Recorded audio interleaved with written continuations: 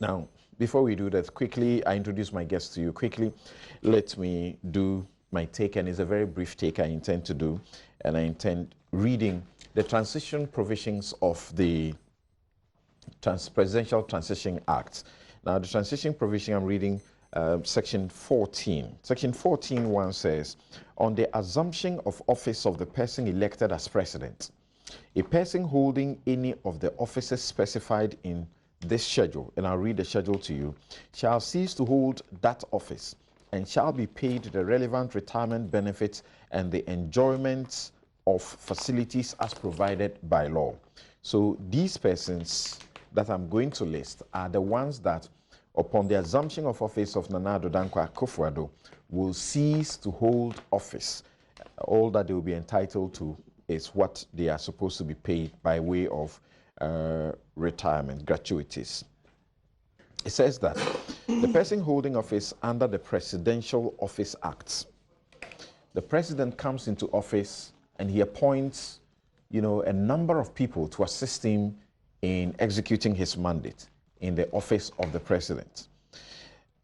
The persons holding office under the Presidential Office Act, all of those people will cease to hold office.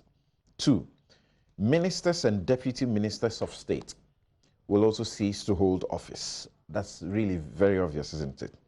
Regional and deputy regional ministers of state, regional and deputy regional ministers of state, also appointed by the president, shall cease to hold office the very day Nana Addo Dankwa Akufo-Addo assumes office.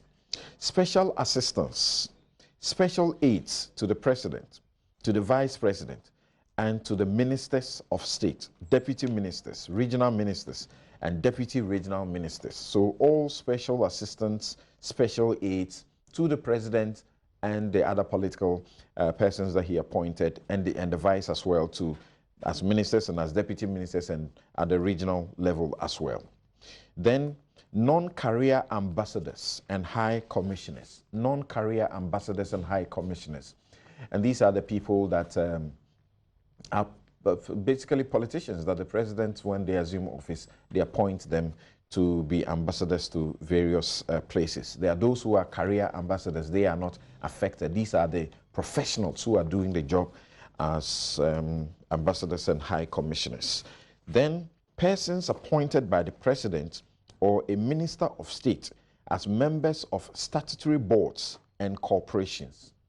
Persons appointed by the president or a minister of state as members of a statutory board of statutory boards and corporations. And these ones, there are some that may enjoy some exemption. There are some that do not. And you remember that it came up and we discussed it the last time with Ethan Kuma and the rest of the team. Thank you very much. So this is just by way of some education and by way of my take and the expectation of the independent prosecutor, the special prosecutor that Nana Addo Dankwa promises to appoint in 100 days or so.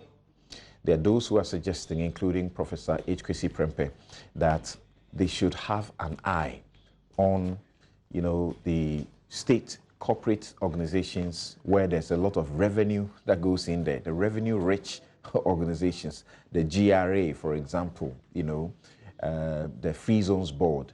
They should look into these areas. And he wishes that even SHRAJ, bodies like SHRAJ, if they focused half of their attention to some of these entities, they would discover that they would have done a great job as far as the fight against corruption is concerned.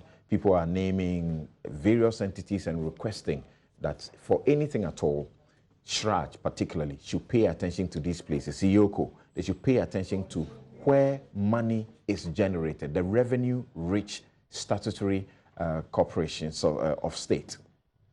The DVLA, they talk about the passport office. There's a list that guys are naming on Professor H.Kwesi Prempeh's page, and I think it's also very interesting.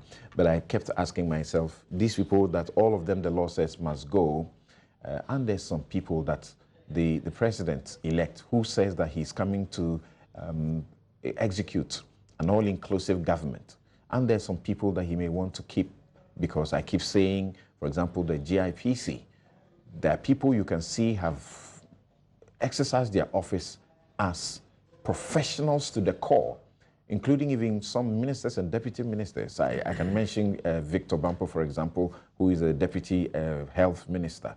I mean, professional to the core. Can't we make use of people like that without thinking about what political affiliation they may have had? At the GPHA, a lot of big things are going on there to help this country. Thank you.